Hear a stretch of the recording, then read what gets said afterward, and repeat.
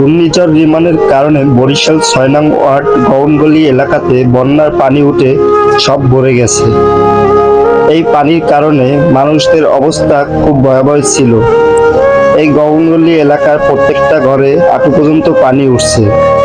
এই পানি ওঠার কারণে কোনো ঘরে কেউ রান্না বসাতে পারেনি, তার জন্য সবাই কোনো প্রকারের খাবার খেতে পারেনি।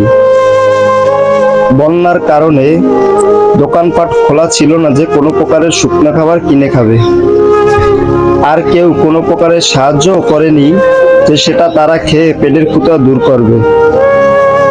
আর বন্যার কারণে কারেন্ট না থাকার কোনো ঘরে খাবার পানি ছিল না। সেটা দেখে ৬ নং ওয়ার্ডের কাউন্সিলর খান মোহাম্মদ জামাল হোসেন খাবার পানির ব্যবস্থা করে। সেই খাবার পানির পেয়ে কলোনির মানুষরা খুব খুশি হয়েছে।